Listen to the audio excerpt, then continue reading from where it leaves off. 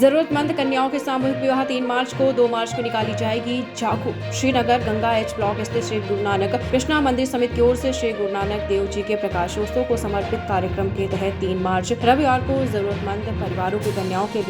सामूहिक विवाह करवाए जाएंगे। प्रेस वार्ता में समिति अध्यक्ष मंजीत सिंह ने बताया है कि आयोजन की तमाम तैयारियां पूरी कर ली गई। नवविवाहित जोड़ों को वैवाहिक गृहस्थी के अनुसार जरूरत का सामान भेंट किया जाएगा, जिसके लिए शहर के अनेक धार्मिक और सामाजिक संस्थाओं सहित अन्य दानवीरों ने बढ़ चढ़कर सहयोग किया। 1 मार्च को खंड पाठ, 2 मार्च जागो निकाली जाएगी। लेडी संगीत व मेहंदी का कार्यक्रम होगा, जिसमें पंजाब के अनेक कलाकार भाग लेंगे। इस आयोजन में मंदिर के मुख्य पुजारी पंडित राधेश्याम, BS चौहान, वीना चौहान, प्रवीण भाटिया आदि लोग मौजूद। मंदिर समिति के माध्यम से प्रारंभ किया गया, उसी क्रम में ये चौथा चरण है। बीच में कोरोना का काल आया, उस वजह से क्या है कि कोई कार्यक्रम विवाह का नहीं हुआ, लेकिन उससे पहले 3 विवाह के सामूहिक कार्यक्रम जो है श्री गुरु नानक कृष्णा मंदिर समिति के माध्यम से आप लोगों के बीच में समय समय पर आते रहे हैं, और इसी क्रम में चौथा प्रयास है। और समिति के कार्यकर्ताओं की ये भावना भी रही है कि विवाह 1 हो, 2 हो, 3 हो। कई बार क्या होता है, हमारे सामने इस तरह के प्रसंग आते हैं कि कोई व्यक्ति जो है अपनी पारिवारिक परिस्थितियों के मद्देनजर जो है वो आर्थिक समीकरणों से जूझ रहा होता है, और उसके समक्ष ये प्रश्न होता है कि मैं अपनी बेटी का विवाह कैसे संपन्न करूं। आर्थिक संसाधन उसके आड़े आ रहे होते हैं, तो कई बार बीच बीच में इस तरह की भी व्यवस्था रहती है कि समिति के द्वारा जन सहयोग से जो है 1-1, 2-2 विवाह भी, जो कई बार क्या है कि प्रेस के सामने भी उस रूप में कई बार प्रचारित भी नहीं हम कर पाते, और उनको जो भी सहयोग जो है समिति के माध्यम से किया जा सकता है वो करने का प्रयास रहता है। तो इसी क्रम में क्या है कि कोरोना की त्रासदी के बाद में फिर समिति के कार्यकर्ताओं ने, पदाधिकारियों ने ये विचार किया कि सामूहिक विवाह के कार्यक्रम को रखा जाए। और आप जो पुराने पत्रकार साथियों को ध्यान होगा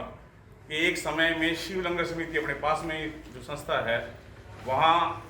घोड़े की बारात का निकालने का एक कार्यक्रम शुरू हुआ था वर्षों पहले। और आज मुझे लगता है कि गंगानगर ही नहीं, राजस्थान में बहुत अनेकों ऐसे स्थान हैं जहाँ बहुत बड़े रूप में भोले की बारात निकलती है, लेकिन उसका प्रारंभ जो है गंगानगर में यहाँ शिव लंगर समिति से हुआ था। तो इस तरह के कार्यक्रमों से एक वातावरण का निर्माण भी निश्चित रूप से होता है। सामूहिक विवाह के कार्यक्रम जो है हमारे यहाँ शिव लंगर समिति में, बाबा दीप सिंह गुरुद्वारे में, और हमारी दूसरी संस्थाएं जो हैं उन्होंने किए, उससे जो एक वातावरण का निर्माण हुआ कि हमारे गंगानगर जिले में आज बहुत सारी संस्थाएं हैं जो ग्रामीण क्षेत्रों में भी काम। ये विवाह का कार्यक्रम जो है 3 मार्च को रखा गया है, और इसमें 1 तारीख को जो है श्री अखंड पाठ साहब का भोग जो है वो प्रारंभ हो जाएगा, और अखंड पाठ साहब का जो है स्थापना जो है से ये कार्यक्रम शुरू हो जाएगा। और 2 मार्च को जो है वो विशाल लेडी संगीत और जागो का कार्यक्रम जो है शाम को 5 बजे जो है उसका समय निर्धारित किया गया है। और जैसा कि आप जानते हैं कि बोर्ड की परीक्षाओं का समय भी चल रहा है, तो 9 बजे तक का समय जो है प्रशासन के द्वारा निर्धारित किया हुआ है। तो वो भी एक विचार मन में है कि वो लेडी संगीत और जागो का कार्यक्रम 9 बजे तक संपूर्ण हो जाए, ताकि बाहर से जो वैवाहिक जोड़े जो हैं आएंगे उनके दृष्टिगत जो है ठहरने की व्यवस्था और सारी बातें जो है होगी, और उनके मन में एक रुचि भी होती है विवाह को लेकर के, उनका उत्साह भी होता है। तो जब किसी परिवार में विवाह होता है तो कई बार समय सीमा नहीं होती, घर में ही जैसे भी सांस्कृतिक कार्यक्रम चल रहे होते हैं वो चलते रहते हैं, लेकिन अपनी एक मर्यादा जो है सामाजिक संस्था के दृष्टिगत जो है वो 9 बजे तक वो संगीत का कार्यक्रम जो है वो हो जाए। तो 2 तारीख का ये कार्यक्रम जो है लेडी संगीत का और जागो का कार्यक्रम रहेगा। 3 मार्च को जो है वो प्रातः 10 बजे जो है बारात का स्वागत,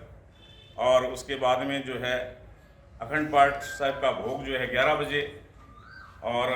फिर 11:30 बजे जो है वो फेरे, जो सनातन संस्कृति से जुड़े हुए परिवार हैं उनके पवित्र अग्नि के चारों ओर जो है उनके लिए ब्राह्मणों की व्यवस्था की गई है, और जो सिख परिवारों से है उनके लिए आनंद कार्य की व्यवस्था की गई है। और एक जोड़े का विचार अभी चल रहा है, फाइनल होगा तो निकाह की भी व्यवस्था जो है वो एक जोड़े के लिए रहेगी। तो इस तरह से जैसे भी धर्मानुकूल